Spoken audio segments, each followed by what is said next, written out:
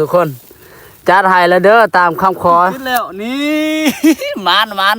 จัดให้แล้วเด้อทุกคนเด้อจัดตามคำขอแล้วเด้อนี่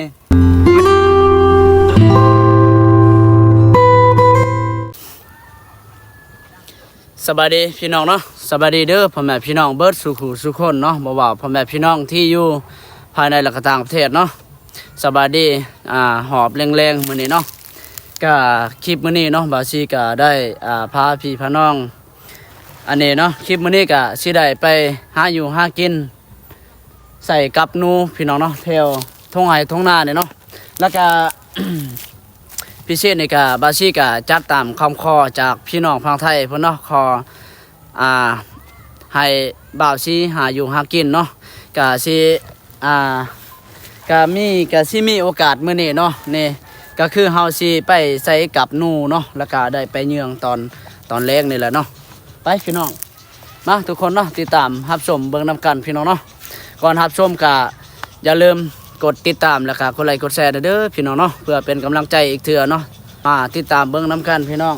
หอบค่ำมื้อนี้มื้อเช้าในบาซีก็ได้ไปกวดแล้วเนาะก็สิอันนี้กวดแถวทงนานี่แหละนะนี่เนาะทางหลังนี่ก็ภาพอันนี้ทงไห้ทงนาแหละทุกคนเลยเนาะก็ลองใส่บ่อนมอก่อนพี่น้องเพราะว่ามันค่ำแหละพี่น้องเนาะนี่ทุกคนเนาะใกล้สิฮอดทงนาเลยเด้ทุกคนเอ้ยเนาะภาพบรรยากาศอยู่ไห้อยู่นายามแรงๆทุน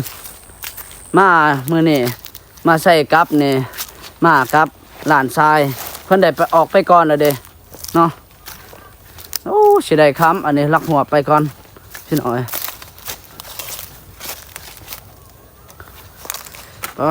ทีโตฮึบเด้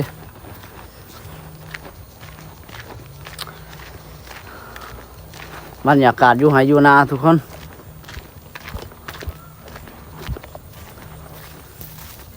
เด้ลานทรายก็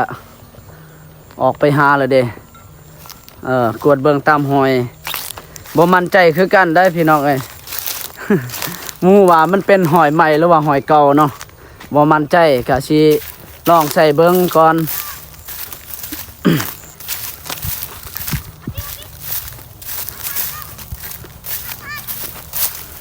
มั่นใจอยู่บ่หอยไหมอยู่บ่ฮะหอยไหมบ่ สิอันนี้เนาะสิหาใส่เท่านี้ก่อนทุกคนโอ้ค่ำมืดแล้วเนาะนี่เด้ทุกคนเด้บ่มั่นใจคือกันเด้อทุกคนเลยมันเป็นหอยเก่าหรือว่าหอยใหม่นี่นะเด้นี่บ่ทุกคนใส่ก็ใส่เอาเด้ทุกคนมีแต่หอยใหม่หอยใหม่บ่ฮะไม้โอ้ไม้ใหม่เนาะไปหาอันนี้ทุกคนไปโอ้ยได้ไต้โคมแล้วพี่น้องเอ้ยมันค่ำมันมืดแล้วเนาะเอายังมาใส่เนี่ยเบิ้งเอายังมาใส่อันนี้เขาโอ้เอาข้าวเปลือกทุกคนลองใส่ก่อนเพราะว่าหาแนวอันนี้ใส่นี่ยากเนาะบ่ได้ออกไปอันนี้หาอันนี้บ่ได้ออกไปหาเก็บหมากไม้หรือว่าอันนี้เนาะกระปูหรือว่าหอยปลากวางนะปกติเฮาใส่อันนี้มันเป็นหูหนูพุกหรือว่าหอยหนูพุกเนาะนี่ทุกคนมันลดแล้วนะทุกคนสิลองใส่ก่อนเนาะบ่มั่นใจคือกันได้มันเป็นหอยเก่าหรือว่าหอยใหม่นี่แล้วก็สิได้บางที่นี่ก็สิได้ไปยามเนาะบางที่ก็สิยามมืออื่นเสาร์เลยโอ้ลืมใส่อันนี้แต่ตรงคือเห็นบ่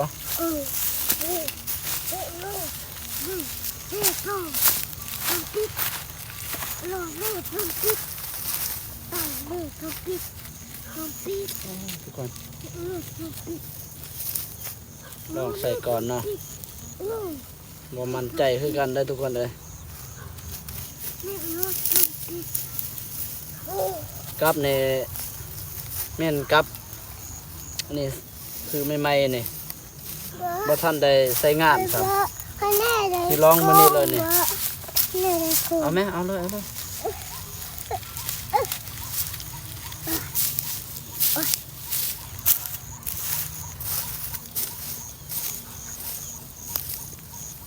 โอ้กลับนี่เนาะต้องระวังเลยทุกคนเลยไหน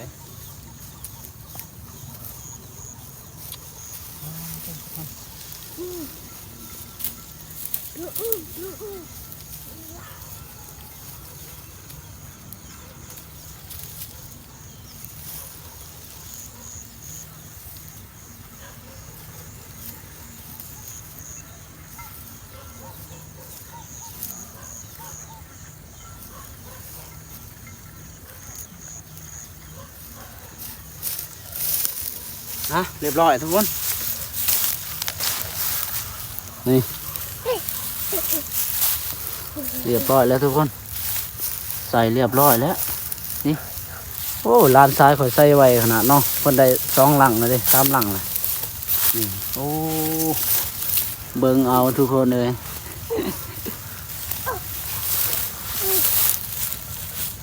คุณหาไปใส่เรื่อยๆเนาะสิให้ลานทรายเพิ่นใส่ก็ได้เนาะอันนี้ที่คืออยู่ได้นี่ขี้ไม่ไหมเนาะเห็นบ่โอ้อยู่มันใจอยู่ทุกคนใส่คักๆเด้อนี่พี่น้องเอาสีอันนี้ใส่ตามหูเนาะแล้วก็ตอนเล็กนี่ค่ำๆนี่ก็สิได้ออกมายามอีกจังหน่อย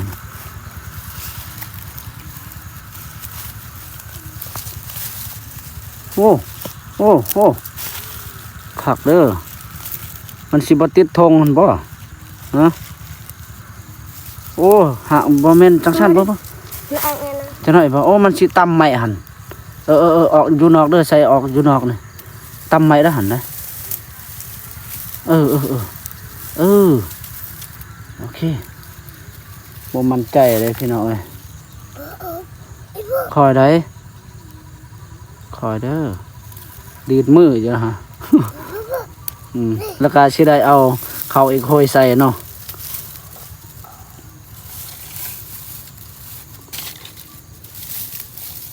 โอ้มัดแนวนั้นยากเลยจ้ะไปไปใส่บอนไม้อีกทุกคนสิได้ใส่บอนหอยอันนี้เนาะนี่หอยเห็นบ่เป็นหอยใหม่หรือว่าหอยเก่านี่ทุกคนเลยเห็นบ่สอดไปทางพุ่นเลยอันนี้มันเป็นหูเก่าแล้วตัวนี้นี่แต่ว่าหูใหม่เราเห็น2-3หูอยู่เป็นหูใหม่เนาะอันนี้มันเป็นหูเก่าแต่ว่ามันอันนี้มีหอยอยู่นี่หอยใหม่ๆทุกคนเดี๋ยวเราสิใส่หม่องนี่เนาะหอยคือกันบ่หย่อนโอ้หมอหน่อยๆนี่ก็เห็นหอยเด้จักได้หอยนูอันนี้ก็สิได้เอาเข้าอีกเนาะก็สิได้อันนี้หอยใส่บริเวณอันนี้นี่เนาะนี่ทุกคนคือจังสีนี่เนาะสิได้ไปใส่ถั่วอันนี้ถั่วกับแล้วเนาะกับตัวเฮาได้ใส่แล้วเนาะใส่นี่ทุกคนเด้อมาใส่ซ้ำนี่พอแล้วเนาะไปคอยได้มันดีดมือจ้ะหันมาเจ้าก็เป็นได้เนาะเนาะไปต่อใช่มองได้ล่ะมองได้เด้อมองได้โอ้อยู่นี่จะไปใช่บ่โลนี่เด้สิได้ไปใส่ที่นี่ก่อน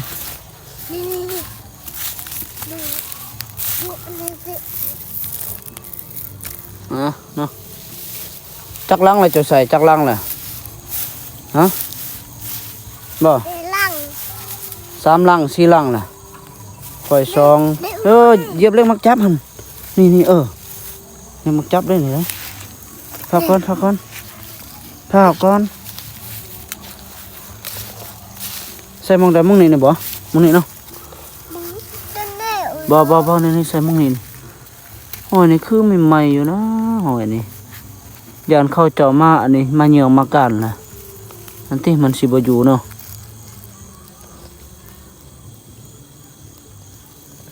คอยได้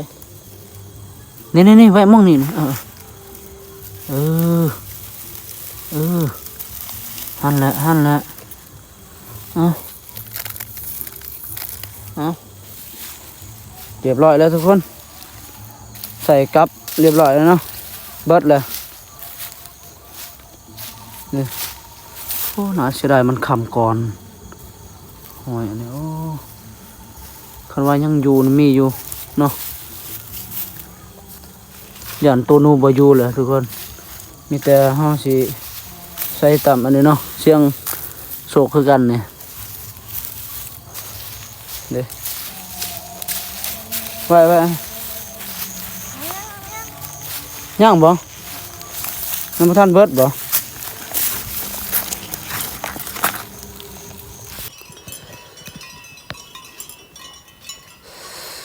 โอ้อากาศหนาวตอนเช้าพี่น้อยหนาวแห้งนี่กว่าสิย่างไปหอดพุ่นเนาะจุดหมายปลายทางบอนเฮาที่อันนี้เฮาใส่กับนะพุ่นน่ะอยู่กกไม้ใหญ่สุดพุ่นทุกคนเนาะย่างไปมาย่ามกับมื้อเช้านะเฮาใส่เรื่องวันนี้ทุกคนเนาะมาลุ้นเบิ่งน้ำกันแล้วทุกคนเอ้ยคืนนี้อันนี้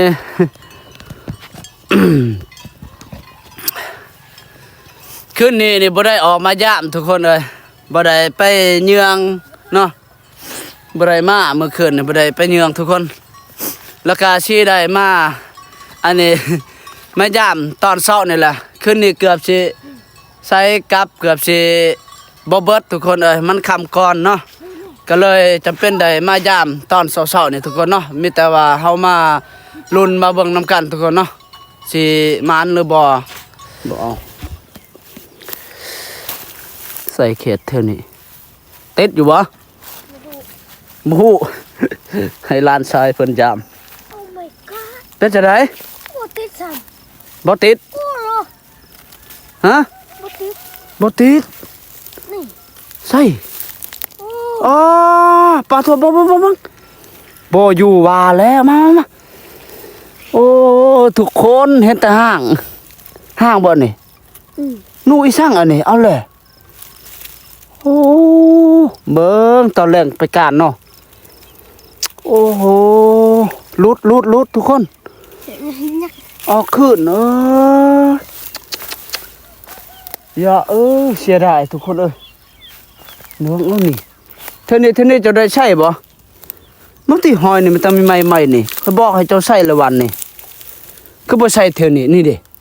โอ้หอยมีแต่ใหม่ๆทุกคนเป็นตาสะอ่อนอีหลีนี่เบิ่งเอาโลดหอยนี่นะพุ่นน่ะ